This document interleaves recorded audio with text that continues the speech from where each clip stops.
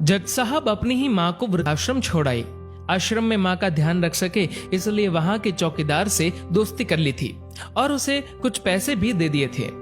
चौकीदार के पूछने पर जज साहब ने चौकीदार को अपने दिल की बात आंखों में आंसुओं के साथ बता दी कि घर में पत्नी है जो माँ के साथ बदतमीजी से पेश आती है और पत्नी के कहने पर दोनों बच्चों ने माँ से बात करनी ही बंद कर दी।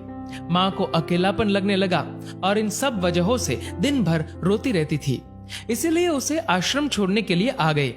तो चौकीदार ने कहा, जज साहब आपके सामने सारे सबूत थे कि कौन सही और कौन गलत है, लेकिन अपनी ही माँ के साथ न्याय नहीं कर पाए तो औरों के साथ क्या न्याय करते होंगे आप। ये बात जज साहब के दिल को चुभ गई।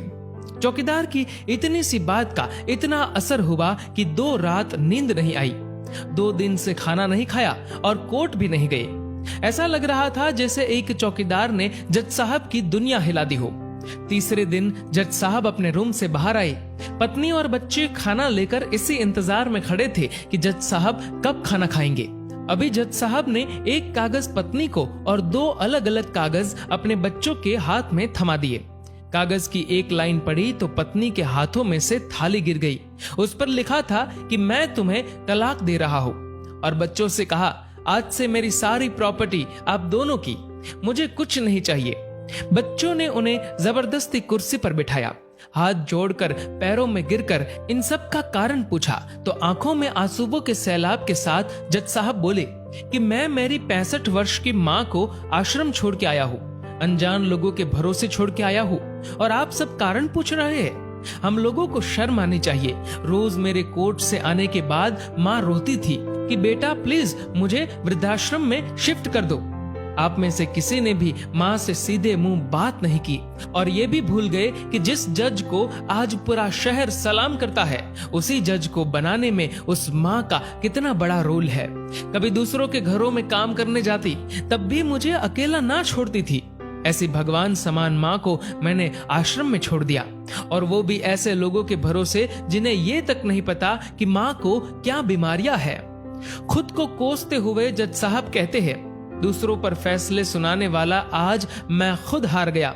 मैं जज नहीं बल्कि गुनहगार हूँ, और मैंने जो गुनाह किया है वो शायद कानून तो माफ कर देगा, लेकिन ईश्वर के कोर्ट में वो कभी माफ नहीं होगा। ये कहते हुए जज साहब बोले कि अब मैं अपने पापों का प्रायश्चित करने जा रहा हूँ। मैंने अपना सब कुछ आप लोगों को सौंप दिया है और अब अपनी माँ के साथ आश्रम में रहूंगा और उनकी सेवा करूंगा। पत्नी से जज साहब ने कहा कि याद रखना, आज तुमने उस माँ को आश्रम भिजवाया, तुम भी एक माँ हो, कल तुम्हें भी कोई आश्रम भेजेगी, तब तुम्हें मेरे इन शब्दों का अर्थ सही मायने में समझ आएगा। ये बोलकर जज साहब आश्रम के लिए चल दिए। आधी रात को चौकीदार भी जज साहब को देखकर चौंक गया। आश्रम के अंदर दाखिल हुए तो देखा माँ सो रही थी। करीब जाकर देखा तो पूरे परिवार की तस्वीर से लिपटकर रोते हुए माँ सो गई थी। आश्रम का प्रशासन भी जाग गया, क्योंकि पीछे पीछे पत्नी और बच्चे भी आ गए थे। उन्हें ये एहसास हो गया था कि उन्होंने क्या पाप किया है।